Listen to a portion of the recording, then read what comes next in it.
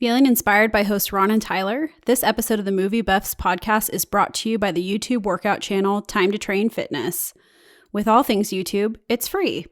Jump into a bar class, crank out a cycling workout, or pump out a strength session. Everything you need to work out for free at home. Check out the description and subscribe today.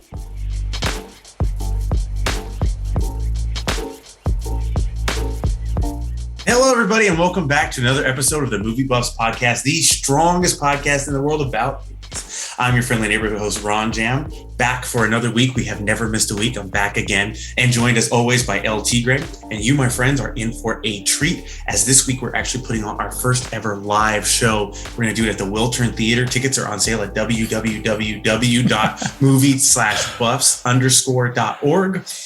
They are $9,000 a piece, and you're going to go ahead and be able to Venmo me directly at the link in my bio. Other than that, I know we're getting a lot of prep done. Tyler, how's it going?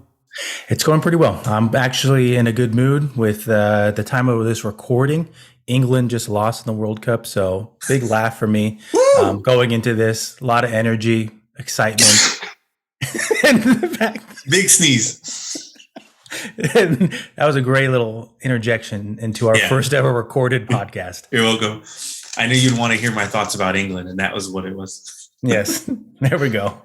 I'm going to kick this off with something that has kind of hit the Disney Plus and kicked it off for Star Wars, I'll say. They really helped with the series additions, with people actually buying into series over movies, and that's The Mandalorian. And with The Mandalorian specifically, I feel like it was a good addition to the Star Wars universe in terms of how it was filmed, the score, acting, things that people wanted to see. And we'll talk more about that later on in the podcast with, I'm sure that people want to talk about Andor and hear about Andor, but the release date is for March 1st. And I'm not sure at the time of this recording how caught up you are with the series, all that kind of stuff, but I want to know, how do you feel about the direction of Star Wars in Disney Plus these days? I gotta say, I'm caught up on Mandalorian. I didn't see any of Book of Boba Fett, and I am gonna sneeze again right now. So that was a good one. Yeah, just for everybody to know, Tyler and I have been shooting the shit on this call for about 45 minutes before we started talking. Didn't sneeze once. We've been on for like 2 minutes, and I've sneezed twice. So, but yeah, I think it's cool. I have seen every episode of Andor, except all the episodes that have come out. I've seen none of it. I think Star Wars, just like Marvel, is a little oversaturated, and I'm interested in seeing them take a break. Interesting. Especially interesting take. I do have to throw in a plug for my rankings podcast that I did, which is actually doing surprisingly well for us with the MovieBuffs Podcast. Make sure you listen to that, and we can throw a link in the description for it, where I rank Andor, Rings of Power, and House of Dragons, and listen to it.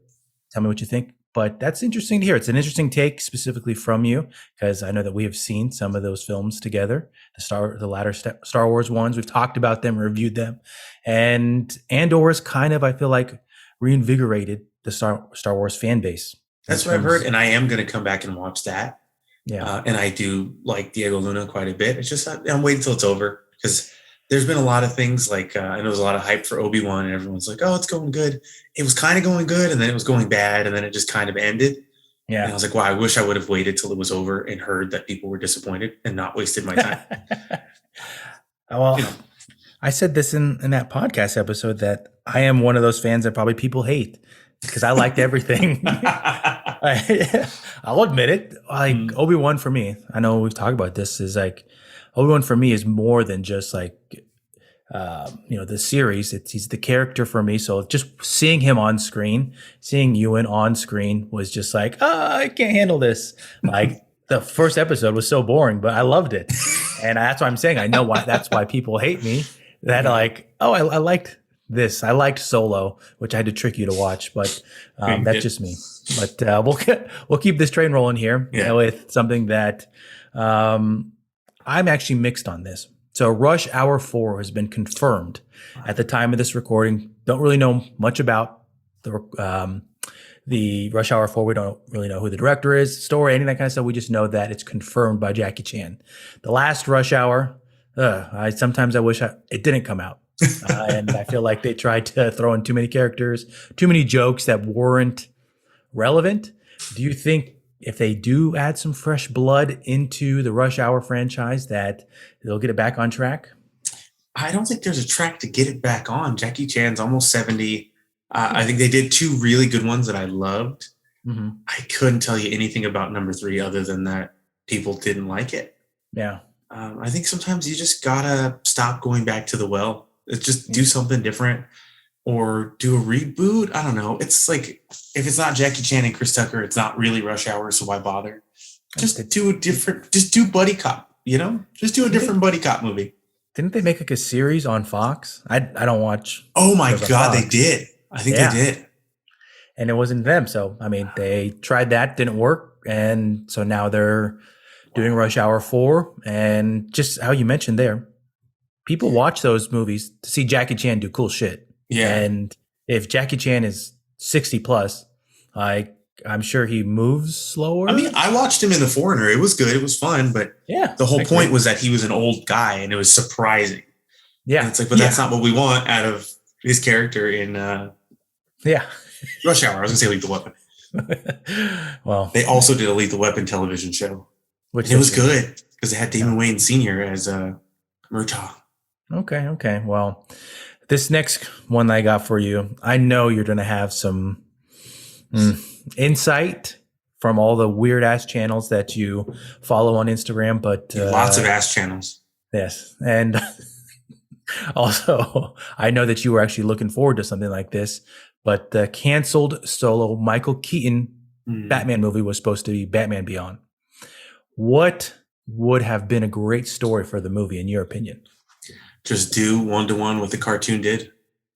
That would be cool. It would have been a good opportunity. It didn't have to be Terry McGinnis. Like, you could have gave him a different last name and branched out.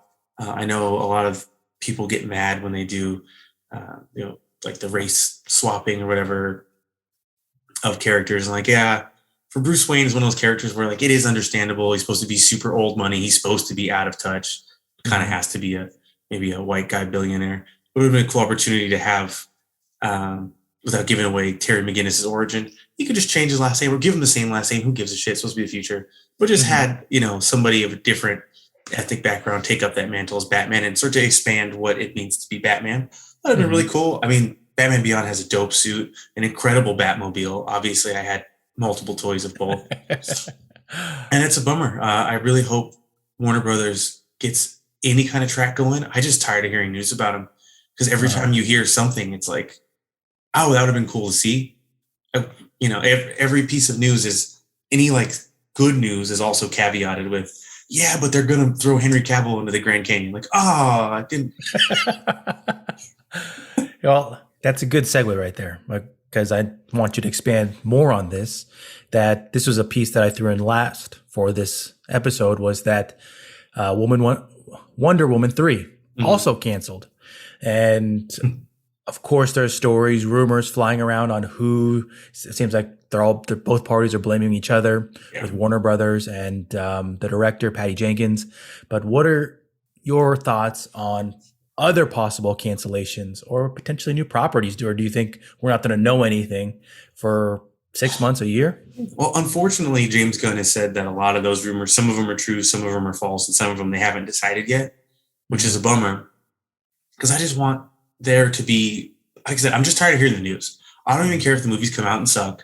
I don't care if they just stop making them. Just make the Batman 2. But I just honestly, at this point, even as a huge DC super fan, I don't care. I'm just so annoyed at the back and forth. And it's frustrating because you get attached to the idea of something. Like, for instance, after Aquaman 3, the chances are very likely that Jason Momoa will not come back. They're going to recast him as Lobo, a different character whom he actually looks like from the comic books. He said that's his favorite character, but it's like, okay, but we have a good thing going, or at least a thing that people know and like. Why are you going to just cut it short and take it away from him to try something else? And that seems to have been the MO this whole time. And like, I don't want to hear the news. I just want to get things good or bad, enjoy them, have fun with it, And that's the point. And I think some of their box office returns show that people are maybe distracted by the turmoil and distracted by the headlines and not giving the actual products attention. And it's a bummer because people work really hard on those, and there are people that are giant fans. And it's like, well, we're not getting a second one of this or, another one of that because there's so much random bullshit going on. So that's my take. Yeah. And I mean, you get the people that throw in the restore the Snyderverse with all that drama and they don't go away.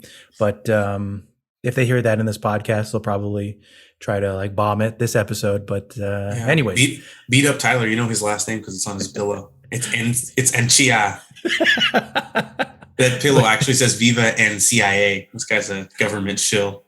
I will say that you're just giving that away because in the actual recording, they can't see that. But with what you mentioned there, I mean, I feel like 2 years ago when we were doing a podcast episode, and I think we were talking about Aquaman specifically, because we actually saw that together. That's the joke that I always throw in there, that we actually saw Aquaman together. And the one movie besides Solo we've seen together. Oh, yeah, Mission Impossible.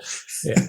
But that we were happy that a DC property was actually good. It was that. And it was fun. You could tell the people that made it, they had an idea. They did the idea. Yes. And they wanted it to be enjoyable. Yes.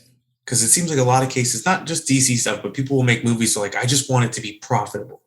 Mm-hmm. The care is not into, is it enjoyable? Do I even think it's good? Is this something I would watch and I'm making it? I think that's how we get stuck with a lot of the movies that we're going to talk about on this week's list, where it's like they're designed by committee and not necessarily designed by people who care. I was having a conversation with my dad this week about how successful Seth Rogen is.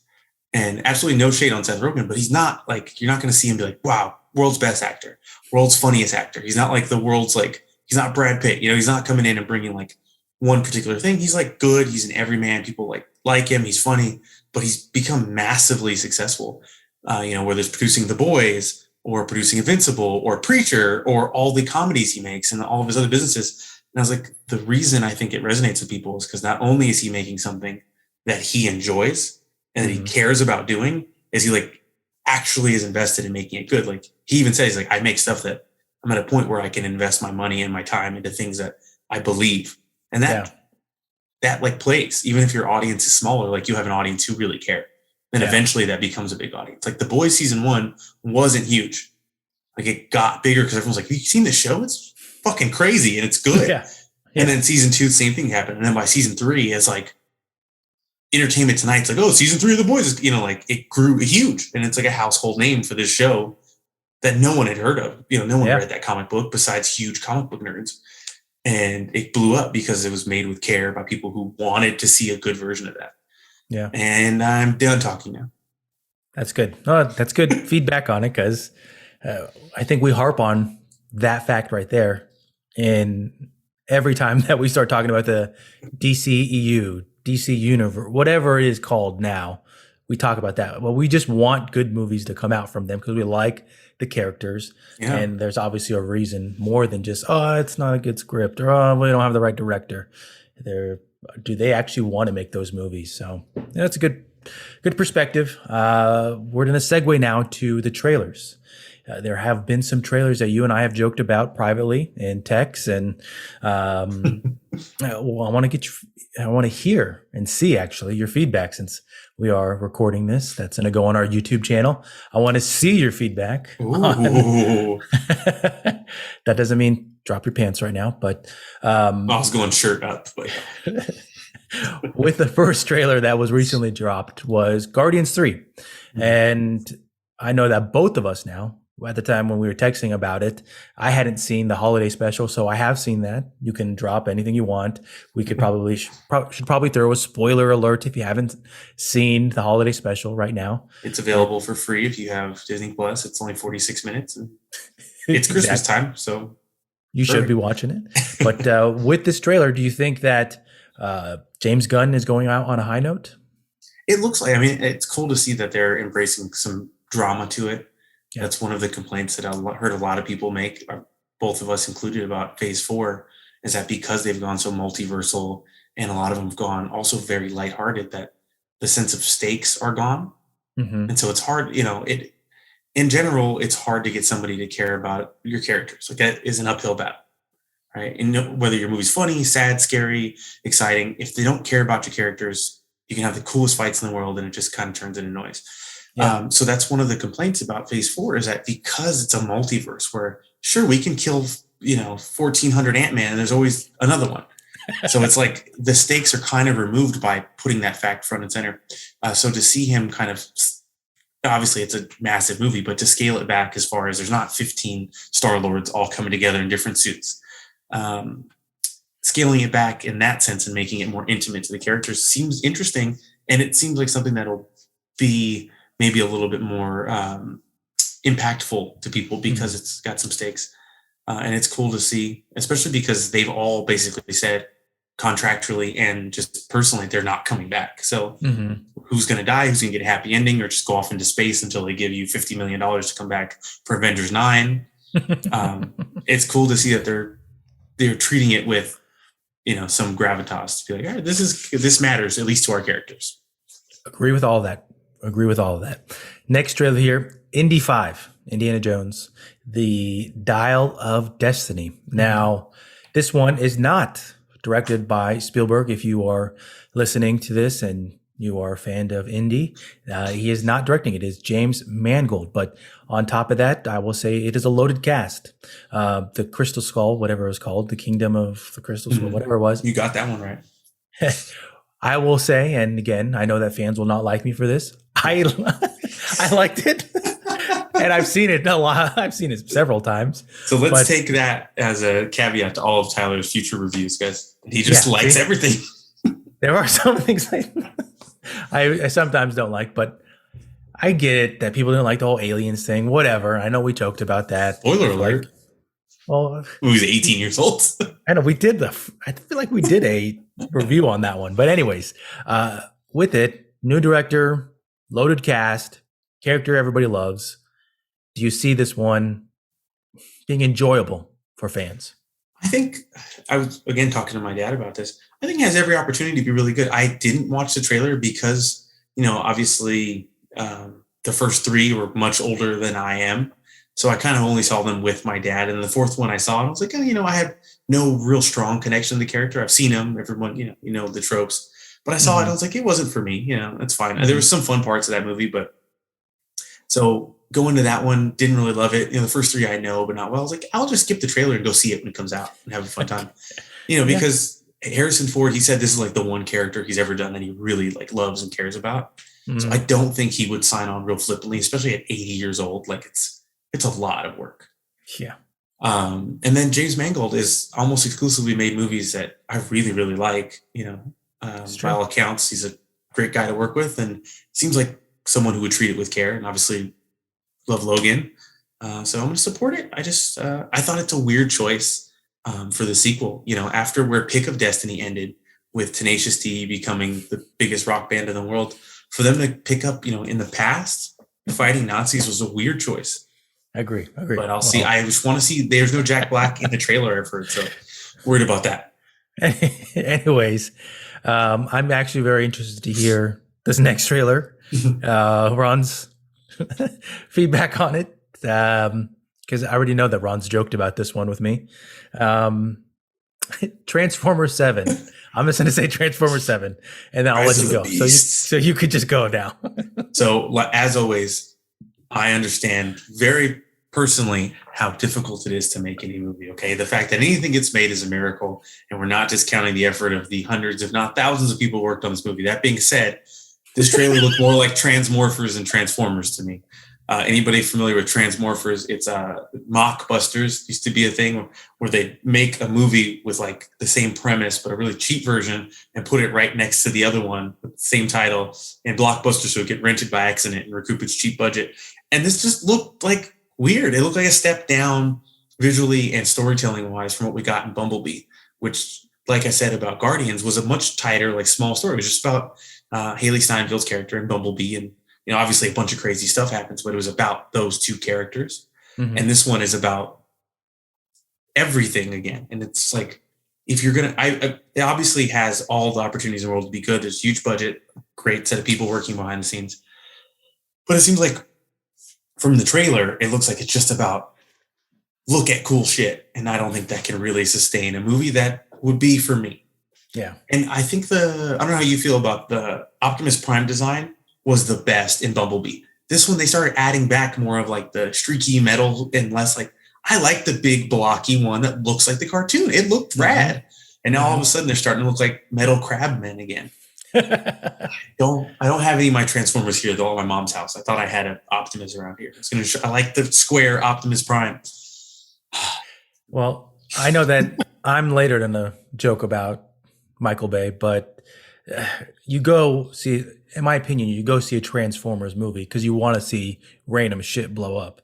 And I mean, if they're trying to make it more serious, I'm not sure if that's going to work. You don't really go to watch a Transformers movie to like bawl your eyes out. So, have you ever seen Transformers, the movie, the cartoon one? Optimus dies. Okay. And it's very serious. Oh, whoa. Just throwing that out. Like 1986. Well, those are the trailers that that have come out recently. If there's one that you want to throw in the comments, throw it in the comments and let's hear about it. A quick promo break here in this episode. If you've been a fan of our podcast, you've probably already heard me, Tyler, one of your hosts, talk about the Naboso insoles.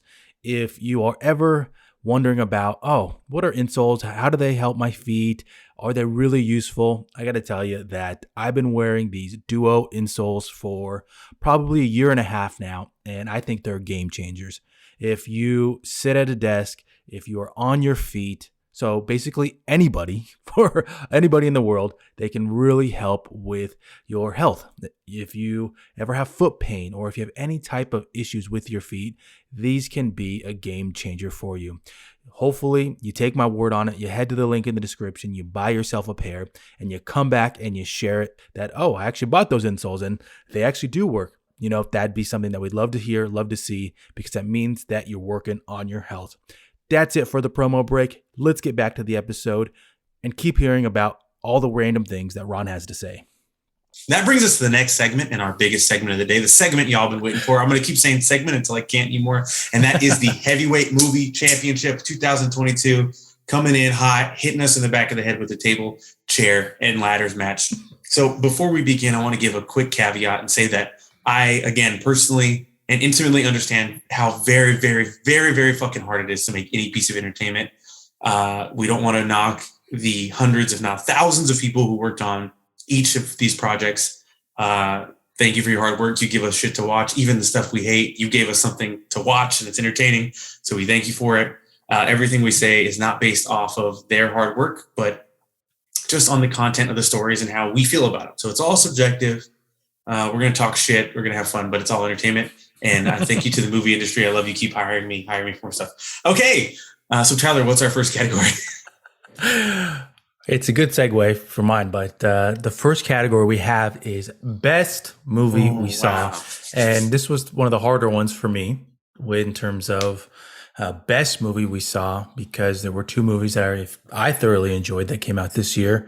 And should also throw another caveat into this whole list, because some people might think that's the best movie you saw, but go look at the movies that came out in 2022. The list is kind of bare. I personally think that there are some bangers, and this is subjective. And Tyler has bad taste. Yeah, that too. But Ronald, what is the best movie you saw in 2022? Okay, so you know what I'm going to do, right? You gave me a set of parameters. Yeah. You know what I'm going to do with them.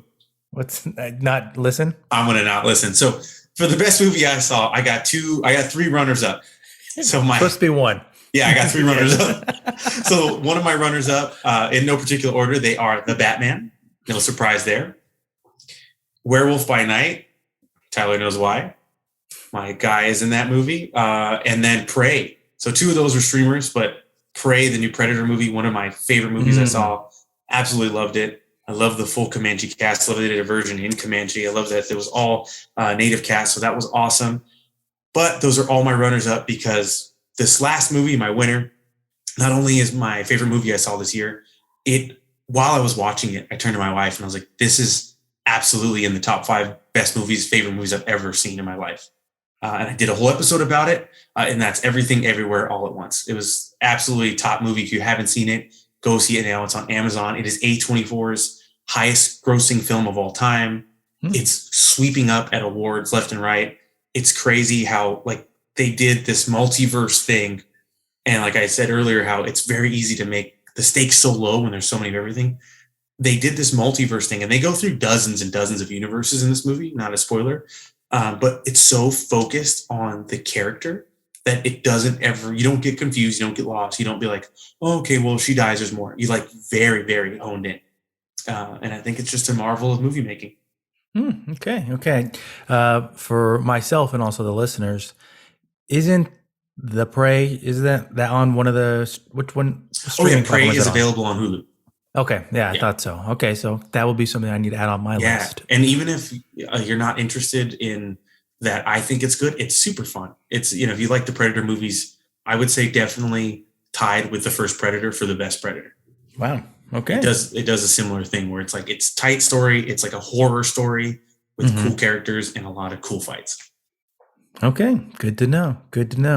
Segueing to my best movie. And I'm actually surprised that Ronald didn't have this on his list. And I actually put Top Gun Maverick there. Okay, yeah. I was like, if it's not Top Gun, I'm going to flip my list. And the reason being why I said that, Ron's little caveat was good for my movie. If you don't know about Tom Cruise's vent, I think it was during one of the Mission Impossibles where he went off on the cast because they were all filming during the pandemic, high stakes. You don't follow the rules, they could shut you down. Yeah. Very intense. But anyways, Top Gun Maverick, in my opinion, Tom Cruise at every freaking level. Fighter jets, making the cast go through some type of boot camp, flying in jets. All Tom Cruise. I fucking loved it. And I say this all the time whenever I drop the F-bomb. I rarely drop any swear word. And I think it's my third one in this podcast episode. Wow. But I'm that juiced about Top Gun Maverick. And I mean, I feel like I heard that they filmed an obscene amount of footage for that wasn't part of the movie. But they had millions of cameras set up, millions of angles. And I, of course, got to see it in my favorite Dolby Cinema. If you are a fan of the podcast, you know that I actually went on a little vent about AMC when they wouldn't let me cancel my subscription, my AMC stubs, but got to see it in AMC in the Dolby Cinema. We actually was some friends with it, who one of them was in the Navy. So it was good that way. And a little bit of sentiment for me. My dad used to work on that base in Coronado in San Diego. So I've been to North Island, and I liked all the callbacks. Tyler was in Top Gun 1, actually, you guys. Basically, yes. I was I was created during it, if you know what I mean. Oh! But I liked all the callbacks in Top Gun, titles, fonts, characters, and I just loved the scene because it was so Tom Cruise when he basically gets kicked out of. If you didn't know already, you should. Spoilers going ahead in all this podcast. So we're talking about movies we saw. Yeah. But Maverick basically gets kicked out from being the instructor. And then all of a sudden you just hear the screen beeping, beep, beep, beep, beep. And then it's freaking Tom Cruise going apeshit on the course, just busting and showing everybody that you can do it. This guy's busting on everybody. You got to kick him out. Jesus. Literally. But it's just a classic Tom Cruise movie, in my opinion. And I enjoyed it. I was so just glued to the screen during it. And I got my popcorn, I had my Powerade that's slightly watered down that I was just enjoying the whole time. But I'm a little upset that you didn't have Top Gun in yours. It's going to show up. It's going to show up. Don't trip. Don't trip. Well, that was the best movie I saw. And it was hard because best movie, favorite movie are two of our categories, and favorite one, I know that it is one of the ones that Ron already mentioned for his best movie. But let's move on to a funnier one here. Worst movie. And I know I got some jokes for it, but Ronald, what was the worst movie you saw in 2022? Okay, here are my runners up in no particular order. We've got Morbius. Oh boy. Doctor Strange, Multiverse of Madness. Oh man. Jurassic something or other, and Halloween Ends. Yes, there was a Jurassic Park movie this year. I'm like Can you believe that? Can you believe that? I know that I saw it. I just can't tell you. Or I can't. That's part of why it's one of my worst movies, because it barely registered. I forgot I saw it until I was looking through my AMC list. Yeah. And growing up I wanted to be an archaeologist when I grew up because I love dinosaurs that much. I watched it and I was sitting with my wife and I was like, I'm going to go pee. She's like, what? I was like, I'm just going to go. I just left for like 10 minutes. You can't do that. I never do that. I got up to go pee. I came back in, grabbed our soda, went and filled it up, like drank a whole one, filled it up again and came back inside. I was like, what I missed? She's like, honestly, dude, nothing. Nothing. It was just, whatever. Anyway, so Jurassic Park for me was one of them. But my winner is the movie Blonde, starring Ana de Armas, the movie about Marilyn Monroe. Oh, you saw that? It had a lot of controversy going into it. And, we watched it because we were interested. And it's just one of those things. It's not even the filmmaking itself. The acting is all good, something, whatever. But the whole point of the movie is to kind of, lament the objectification and the abuse that she went through as a Hollywood sex symbol in that time. It was really hard. She didn't have any, at that time, you couldn't really speak up for yourself, especially as a woman in Hollywood. You had to do what you had to do if you wanted to be successful. That's kind of what it showed. But in its portrayal of all the events of her life, it kind of does what it's purporting to lament, is that it infantilizes her, it abuses her, and it feels like it revels in all the bad things that happened to her. And even if all of the events that are shown in the movie are true, they're styled in such a way that it feels like very exploitative. But by all accounts, a lot of the things that happen aren't true. So it's not only it's not like doing what it is setting out to do. It feels like it's also not telling the story of her life. So for me, it's just a big miss. And like I said, I know that a lot of the acting and stuff is people are praising it, and that's fine. It's just, I feel like what the movie tried to do was so kind of antithetical to what it did. Yeah. Okay. Interesting. I didn't see it. I had to take it wasn't until you talked about it that it registered in my head. But to lighten things up and segue into mine, I got bad news. I still can't even believe that you saw Morbius. I refuse to this day. I know it's free on Netflix, but I'm not going to watch it. I refuse. I'm not going to give, an hour and a half, like a hard 90 minutes. Like that, it's a hard 90 minutes that they specifically cut things out. I refuse to give my life to watch Morbius. But and another Netflix movie that anybody can go see, and this is my worst movie. I only saw The Gray Man, and I just watching it, the first 15, 20 minutes, all I could tell myself was that the Netflix, they literally just give money away. And I just feel like the Russo brothers, who are the directors of it, that they just been living so high after their Marvel run that they just get money thrown at them. Like they just have a Netflix deal that they can put out whatever they need to, whatever they want. And it's just not good. I couldn't stand the drone shots that were in it. As the movie progressed, Ryan Gosling's character just became more and more like himself, where he would just put these small little jokes in there that you see him do in a lot of different movies.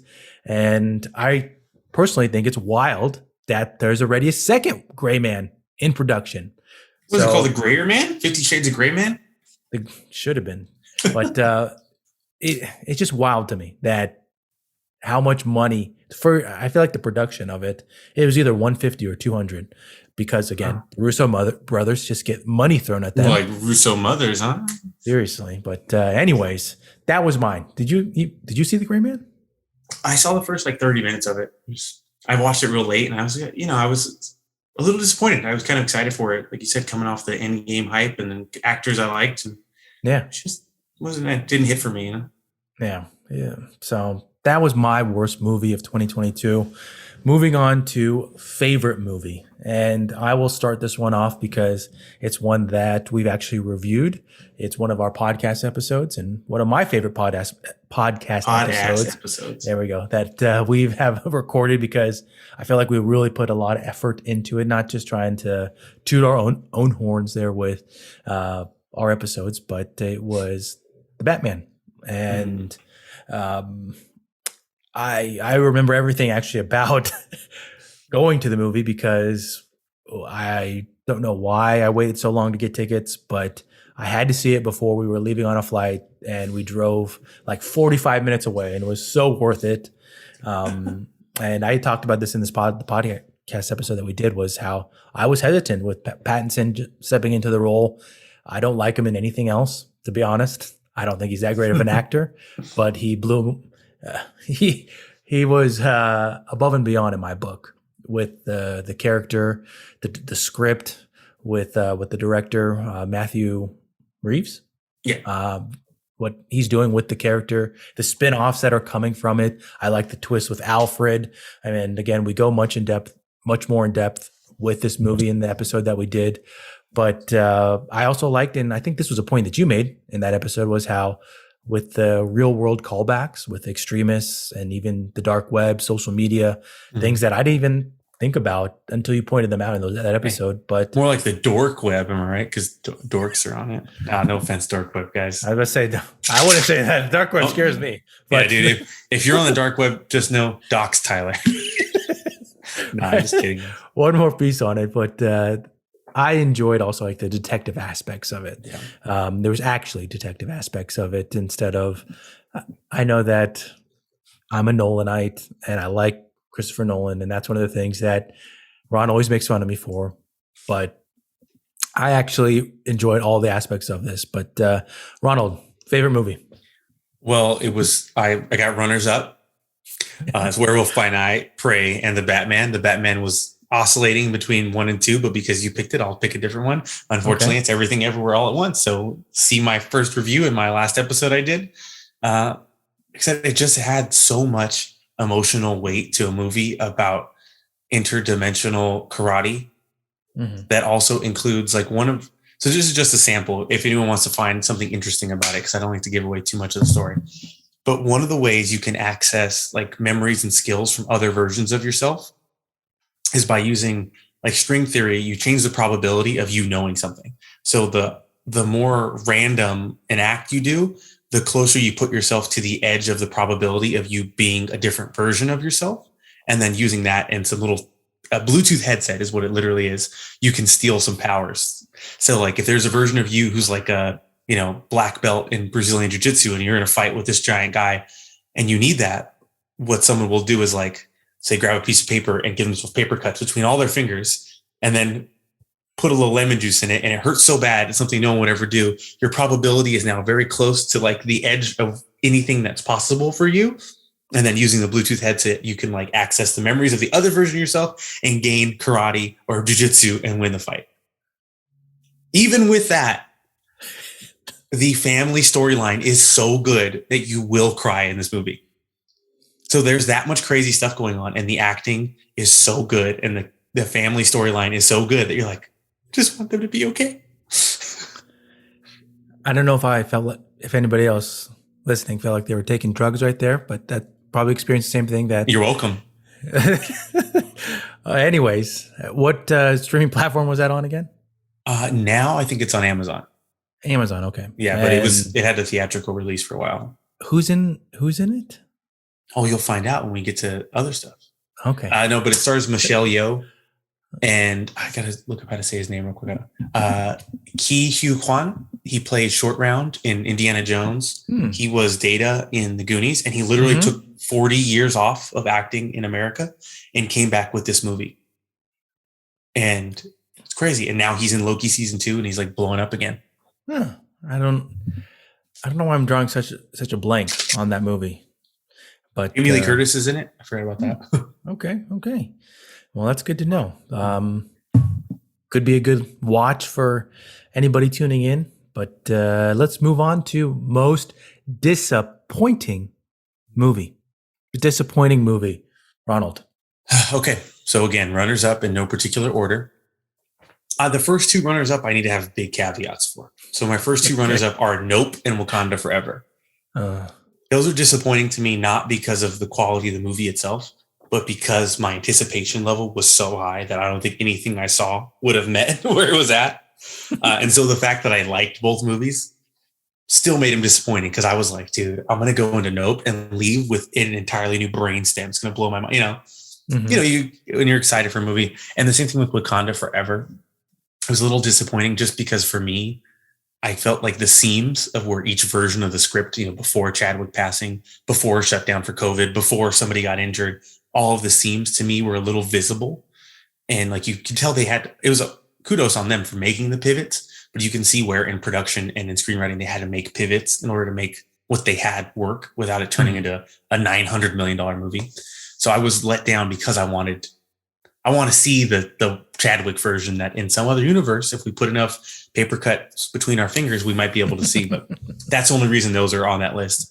But the other two are Lightyear and Halloween Ends were disappointing for me, again, because they were movies I wanted to see and be good. But the biggest one, for all of those reasons I said, and because I don't think it hit on the things it tried to do, is Thor, The Love and the Thunder. It's a good one. Yeah, for me, it's just like, I'm sure like you, I loved Ragnarok, and I just couldn't wait to see what they were going to do next with this new crazy powerful version of Thor that just killed Thanos basically twice, just beat Endgame, and he's with the Guardians. It's going to be fun. It's going to be funny. What are they going to do? And immediately the movie abandons that premise. And it's like this version of Thor just felt, I think Chris Hemsworth even said it. He's like, I think the character is too dumb now, and too like it was, everything was kind of in service of a joke. Which, like we talked about, the Guardians trailer, seems like they backtracked on that. Like, not backtracked, but they kind of turned it around on that. Where it's like, yeah, but the movie is supposed to be like emotional journey for this character, but everything he says or does is trying to end in a joke. And it kind of felt like, all right, well, should we be scared of this guy? So for me, it was a disappointment because I wanted it to be good, really bad. Yeah. I think I just walked away from that just, okay. It was entertaining. I hoped it was more. Yeah. But I'm sure that's like Ragnarok, I've watched like 20 times, but I couldn't imagine going back and watching Love and Thunder again. Yeah. I've actually had that same debate in my head when I'm just scanning through Disney Plus. But I think we both are big fans of Taika, I know we are. Yeah. And I think it was just disappointing that way. So yeah, right on cue there. Mine was actually one that I don't think we've ever really talked about Harry Potter or Fantastic Beasts in our podcast, because I don't even think Ron knows what I'm talking about here. I have a Deathly Hallows tattoo on the small of my back, so I know what you're talking about. We have video now, so I can actually show. No, I'll save it. It's the OnlyFans extended edition right there in that Venmo when you buy our $9,000 tickets.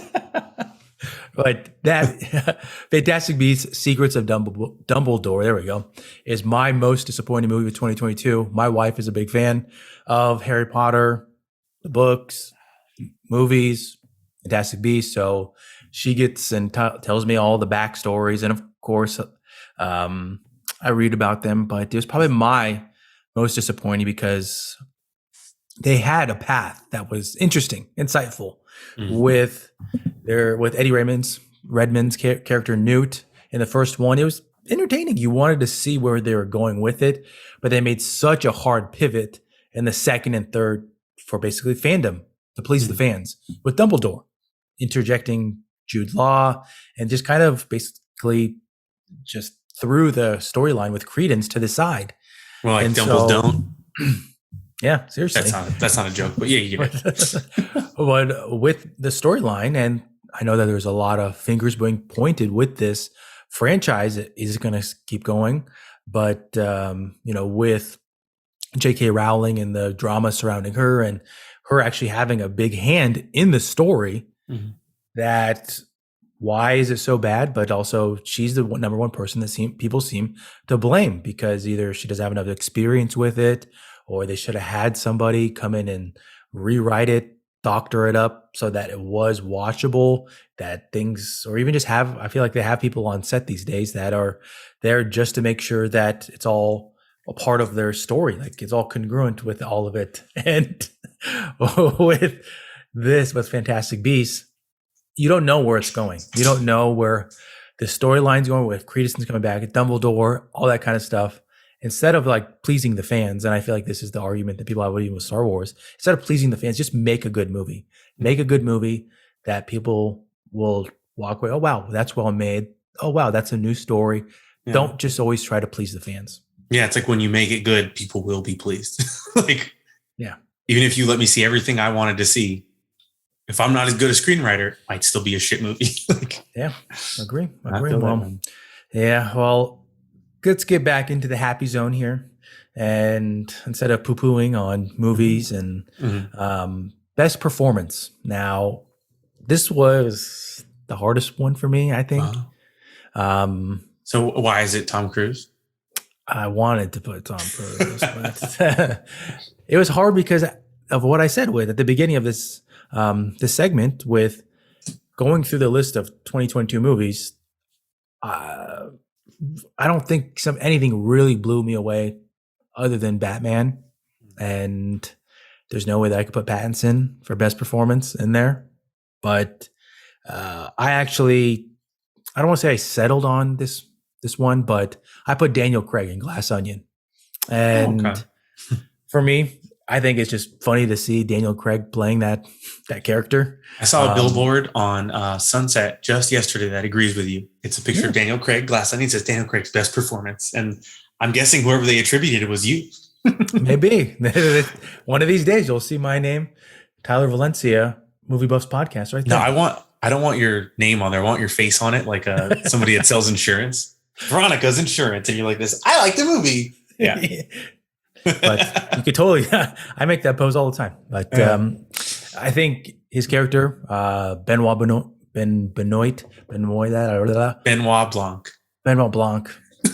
don't know why I put it like that. But anyway, all his mannerisms, hilarious. All the subtle things that he does, how he solved the mystery, like right in the beginning. And with that movie. Spoiler alert. Oh, yeah. I should have said, wait. Yeah. I already said spoiler alert. So yeah, but I mean, this one's so brand new and hasn't come out to Netflix yet. It was only in theaters for a week. So I feel like this one, maybe mute that last thing you said. Maybe I will. We'll see. Okay. But anyways, Daniel Craig, Glass Onion, funny character. You guys know the character from Knives Out already. So I don't feel like it's too bad. And in my spoiler-free review of the movie, I even said those things with they show you what's going on and then they just unravel it like an onion. But dude, I just thought about, the third one that Rian Johnson's going to start working on. He said he's going to work on it at the top of the year. The third one. Okay, so it goes Knives Out, Glass Onion, combine the two. Chives Out. Dude, I made myself laugh so hard. Okay, so my top performance, I got runners up. My two runners up are Michelle Yeoh and Stephanie Sue from Everything Everywhere All at Once. Again, these are the core actors that make up this family unit that take you on this journey that I love so much. But my number one best performance is Ke-Huy Quan. Like I said, he took 40 years off of acting in American cinema, came back, and he plays 10 versions of himself. And it's not like 10 versions in different goatees and different colored tunics. Like one of them is a pathetic husband whose wife wants to leave so bad because she just hates him. One of them is the version of him that's like a billionaire businessman. And we thought it was a different actor because he looks so different, acts so different. And there's one of him that's like a resistance fighter from the future. And there's one of him that's like a hot dog. But there's a bunch of different versions of him. And all of them are amazing. It's not just like, you can put on different voices because that's the thing you learn in acting. It's just, you can switch fast. But they're all convincing performances where like every one of them, instead of going, oh, you can kill the one of him that's from this universe, who cares? You're like, oh no, is like the freedom fighter one of him going to be okay? Well, you still know that there's a million other ones. So it's just a wonderful performance. Again, this movie is super weird and super action packed, but you will, if you have a family, you will cry. And if you don't have a family, you'll probably cry thinking about, oh man, it's what it must be like to have a family. So his performance absolutely blew me away. And I'm happy, again, to see that he's having a resurgence. I think it's really cool. Okay. Another promo for this movie, huh? Yeah. He recently just won some acting award last week. I forget what it was, and he even said, he's like, last year, you asked me what I was hoping for. It was just to have a job. He's like, you don't see people like me lead movies or, the Everything Ever All at Once. Again, it's all pretty much Asian-led cast with Michelle Yeoh and Stephanie Hsu. And he's like, you don't see us lead movies or get to do, like, I don't get to lead an action movie or romantic movie. And in this, I got to do both, and for people to recognize it. And now, again, he's in the new Loki. Hopefully they throw him in the new Indiana Jones, but it's cool. It's a cool thing to see. Okay.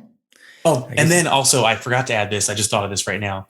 Tenoch Huerta de Mejia was phenomenal as Namor. I literally went back to see Wakanda Forever again on my Movie Pass.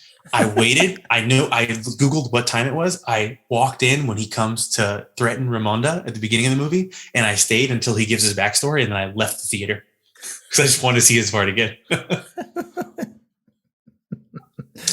Okay. Your turn. Segue.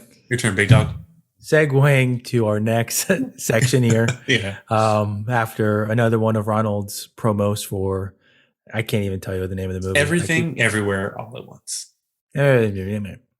Segueing to most surprising movie of 2022. And I will say for mine, this was actually a no-brainer for me.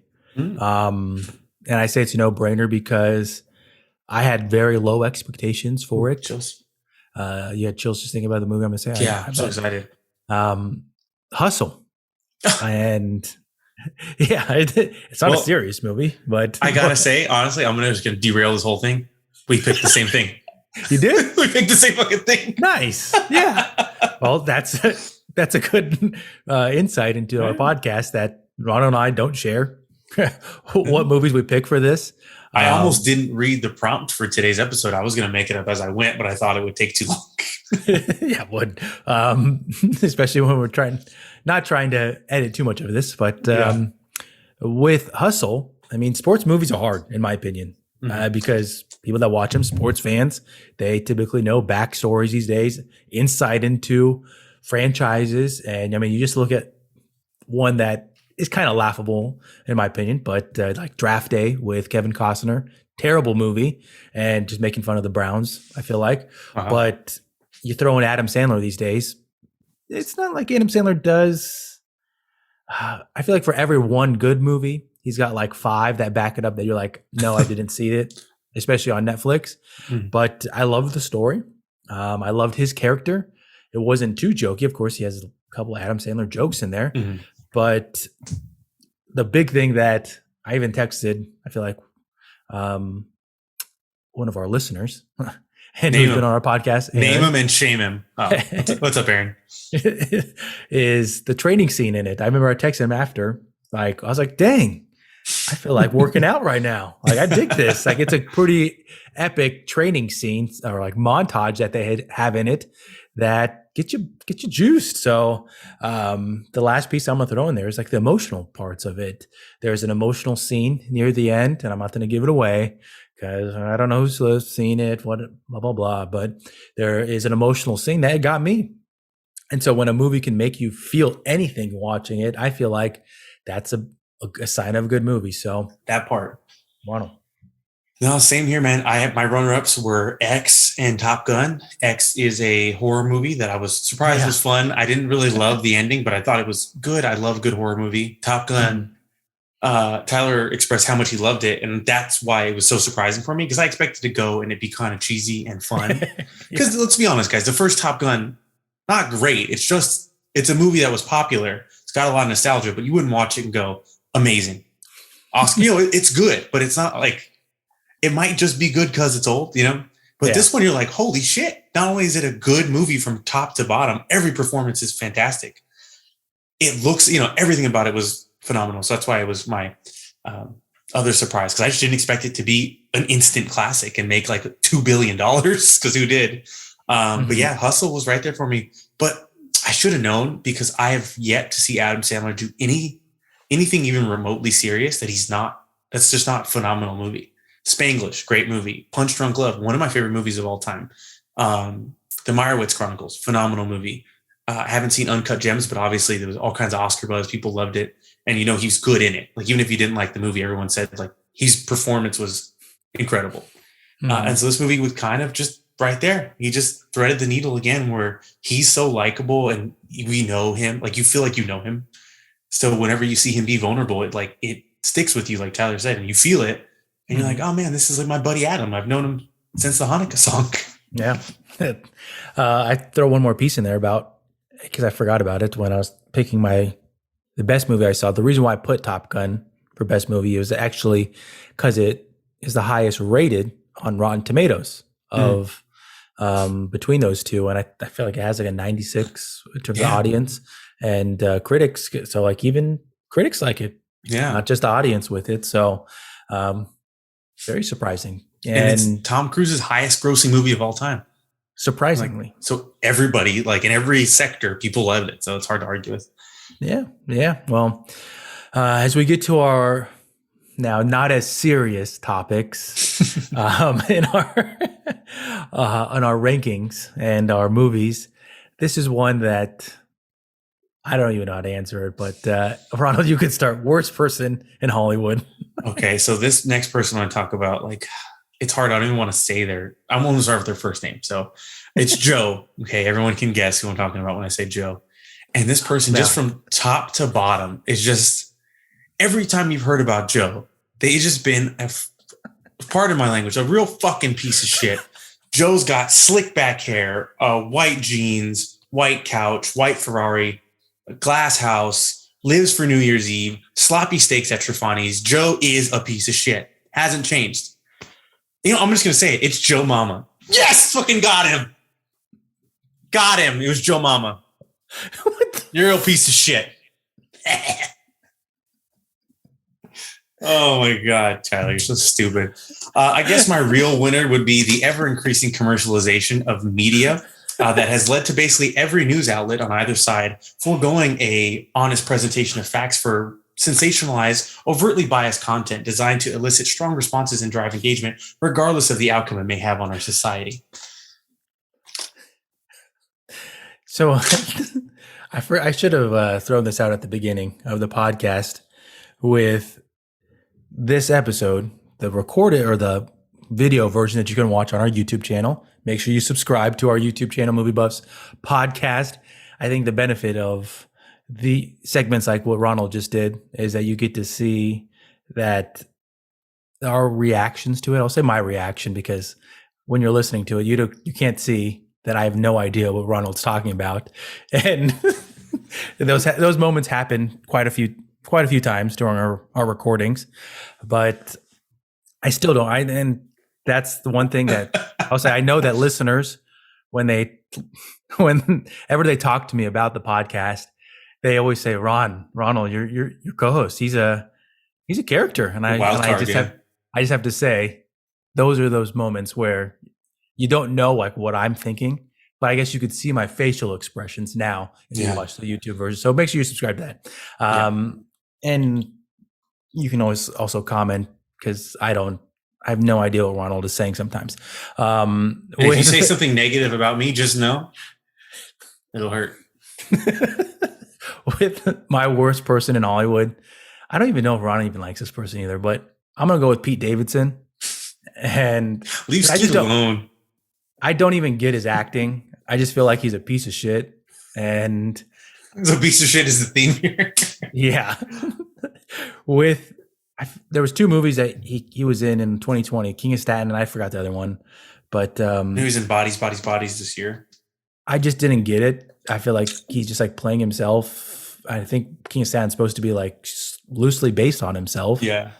And I can't stand it. But anyways, anybody keeping count? I finished 3 beverages since I've been sitting here.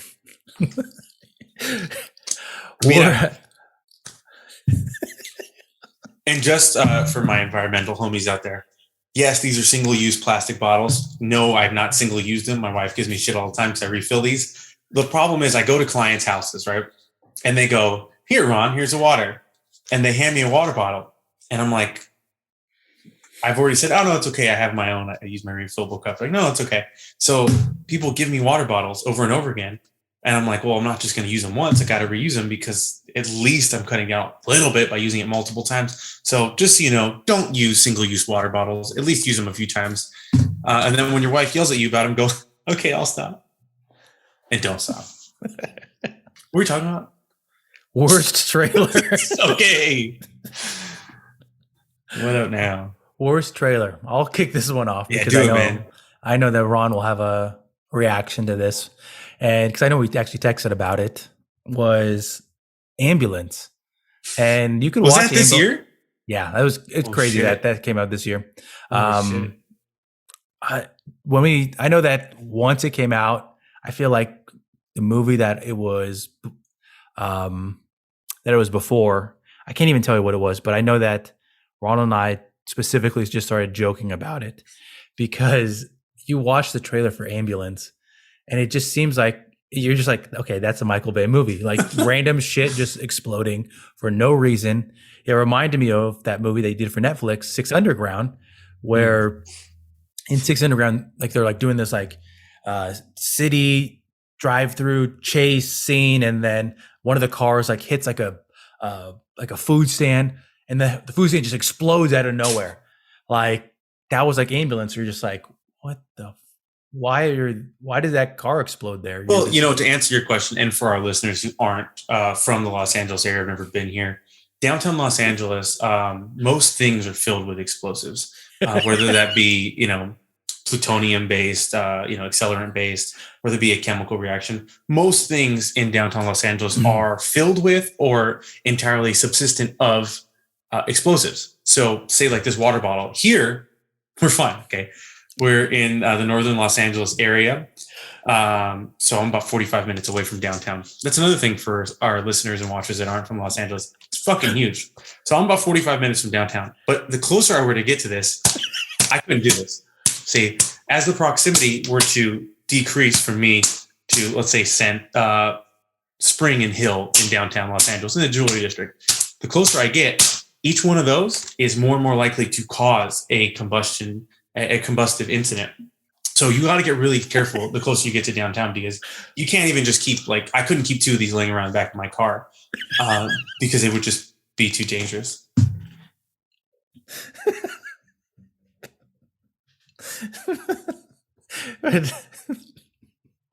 But the only other piece I have to throw in there is I didn't get in the trailer why they're driving through the LA River. Nobody could drive through the LA River, but in a Michael Bay movie, you have to be driving on the side of the LA River.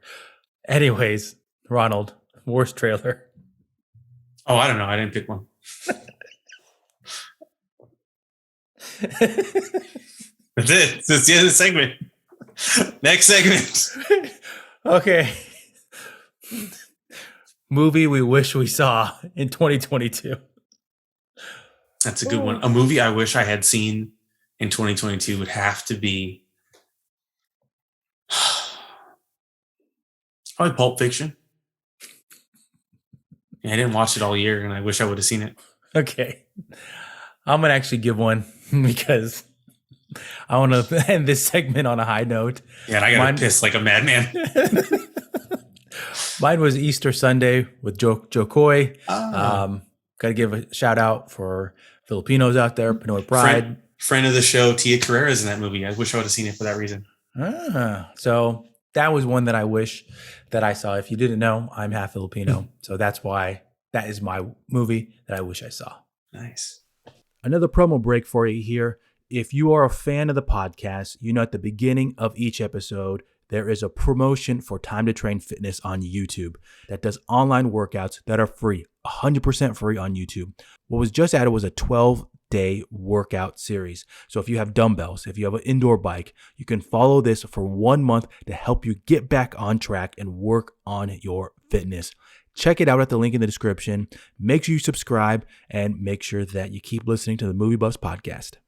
Oh, and to piggyback off of what we were just talking about for all friends of the show there, coming back from my piss break, I had to get my fourth new liquid, and it's actually in this Patty's Pub mug that was gifted to me by friend of the show, Tia Carrera from Wayne's World. I'm not just being a name-dropping piece of shit, okay? Tyler brought it up first. She gave it to me because I had mentioned that I like patties. I like It's Always Sunny in Philadelphia. And she was doing an event where the cast had pop-up patties. She's like, oh, I saw this and I thought of you. She gave me it as a gift. So I know that you're drinking my water out of it. You're a fan of that show, and you always recommend it for me. And I feel like you watch everything that what's his name's in. Rob McElhaney does. Yep, anything that he's in. So 2 more segments left in our podcast episode of 2022. Our last one, our WTF moment. Now, oh boy, I got one for you guys. Now, mine is going to be time dependent because I do have to get going, and Tyler's is going to go first. So once we get going, I just want you to know mine's going to be good. So mine's a little crazy. So, okay, I'll say, Tyler, you go first. Well, I'm going to share a story here that I know is going to be a lot longer than Ronald's, just because I know Ronald. And I'm sharing this story. It has nothing to do with movies. It kind of has to do with computers and Kinko's. Have anything to do with buffs? No. And so I believe also the computer that Ronald's filming this is on a Mac Pro 5.1. If you know what those are, it's a big desktop that is a solid editing computer, beginner editing computer. Back in the day, it was really a solid computer. And I was selling one of these, and so I had to go to Kinko's to get it shipped, to get it wrapped up, because they just do typically a good job. So I go there, and 40 minutes goes by, and I see this individual wrapping it in the back, and she, after 40 minutes, wheels this thing out. And if you can picture what a desktop computer typically looks like, she literally wheels this thing out in a box that's the size of like an appliance. Like, it's this massive box. And I'm blown away because there's no way that I can take this to USPS, get this shipped. And I ended up causing a scene at the local Kinko's that I can no longer go to. Classic. I love causing a scene. And so not only did I have them rebox this, but I called out one of the employees for giving me tood, which it takes a lot to get me mad. And so this employee, though, was just trying to, well, if you have the dimensions, next time tell us what the dimensions are. Like, giving me tood about me questioning what box they put this in. Like, it's literally, I couldn't fit this box in my car if I would have just taken what they gave me. Like, how the hell would I have guessed that you were going to put this computer in a box 5 times as big as it? Like, you'd already wrapped. I'd already gone to a FedEx before and got this wrapped, and they did a fantastic job. I just assumed that they would do the same great, fantastic job, not put it in a freaking appliance box. But anyways, I ended up getting a discount on that. And the manager actually did sympathize with me. He was like, I have no idea why they chose that box. That employee, she's very direct. I'm sorry that she gave you tood. Let me give you this discount. So my WTF moment has to do with Kinko's. I don't know what you're doing there. Now I can't go to that Kinko's and I have to go to a different one. But that is my WTF moment. Classic. You know what, guys? Unfortunately, we ran out of time for the WTF segment, so you'll have to take my word that mine was amazing. What's our next segment, T? Post-workout takeaway with this. Oh shit! Wait, does that mean we're wrapping it up? That does mean we are wrapping it up. Now, post-workout takeaway, we usually do one of us, but if you didn't know, I sneezed again, guys. Both Ronald and I do actually work in the fitness industry. And with this being the last episode of 2022, we are both going to share a post-workout takeaway to hopefully empower you going into 2023. Ronald, what do you have to share with our audience? All right. So here is a bit of advice that I was giving to a client just the other day, and a piece of advice I like to live by and work on for myself is, going to the new year, people like to make goals. And oftentimes people will set the goal of, say, I need to lose 20 pounds or I need to end up with this. And what happens is that finish line can often look far away, so much so that you kind of lose track along the way. And say the end of the year comes and you didn't get where you were trying to go. And now you're down on yourself, right? Some people are harder on themselves than others. And it's just what it is. So my solution to this is, instead of trying to make outcome-based goals where you're like, I have to be, 5 times richer by the end of the year, there's no actionable course there. So try to make your goals process-based. So if you want to lose 20 pounds, instead of saying I need to weigh 20 pounds less by next December, say I need to start walking for 1 hour a day, starting today, not starting tomorrow. Just start now. Be like, okay, well, I'll make time before bed to do a half hour, and I'll do a half hour in the morning, and that's an hour. Or I'll walk for half of my lunch break, and I'll walk right when I get home, park my car, walk around the block. Before you know it, the weight will have changed, and you're not going to lose track because it's every single day. So that is my two things. Make it processed and start now. I had someone ask me about how do I start going to the gym? I want to lose weight. And I was like, well, what are you doing? Well, nothing. I want to know, how do I start? I was like, go tomorrow morning. I was getting my hair cut, and the barber, she was like, what should I do? I was like, just go tomorrow morning. She's like, well, what am I supposed to do when I get there? I was like, doesn't fucking matter. Go tomorrow morning, do whatever you want to do for an hour. Mm-hmm. Do it again the next day. Mm-hmm. Before you know it, you go to the gym. You'll figure out the routine from there. Yeah. That's my takeaway. Hope everybody can have a wonderful New Year. And that's it. Episode over. Just kidding. Yeah, that's it. It's a good segue into mine, which again, Ronald and I do not know what we were going to say for the majority of things in this episode. Tyler doesn't know what the fuck I'm going to say. Just in general. I don't ever know what he's going to say. There's no season. I don't know. You think I'm a dip. But mine has to do with creating an active lifestyle. That is something that I'm big into now. I used to be very regimented with, I need to do this program, the complete thing. If you don't finish it, you're not going to see get to your goals, all those kinds of things. And I'm going to tell you right now, and this piggybacks off of what Ronald said, is that the overwhelming majority of people in this world do not need any type of special program. And I know that's probably going against what other professionals have told you, and you need to have this program, you need to do this program X amount of days, you need to do X sets. Just think about being active, and it will solve so many things. Can you do the same thing the next day? Of course. The overwhelming majority of people can easily do the same exact workout the next day. Nothing's going to happen. Your body's not going to explode. It's not going to be like a Michael Bay movie and one of your arms is going to fall off. You'll be 100% okay. It is almost like you're being force fed to think that I need to have this program that has me going 4 days. Well, what do I do on each day? How many sets? Well, okay, what do I need? What do I eat? All this kind. Just think about being active. Just start there. How Ronald said, walking. Just what's another active activity that you might want to try? This would be the time to try it. You could try pickleball. You could try tennis. You could try basketball. You could try anything that you want.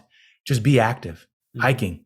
All those things add up. It's not a do X, Y, Z, and all of a sudden you're going to have 5 pounds lost. Just be active, and you're going to enjoy it. And there's going to be less stress on your body. And it's all going to work out. That's my advice. Woo! All right. Well, hope everyone takes that with them and takes it all the way to the bank. Well, that's it for today's episode. I guess I got to thank every single one of you for spending your time with us. You could have been absolutely anywhere in the world, but you're here with us, and we appreciate it. Tune in next week when we're going to talk about the 15 ways Tyler throws a disc. Sometimes it's this way, sometimes it's that way. The other 13, you have to tune in and find out. Okay, everybody. Bye-bye.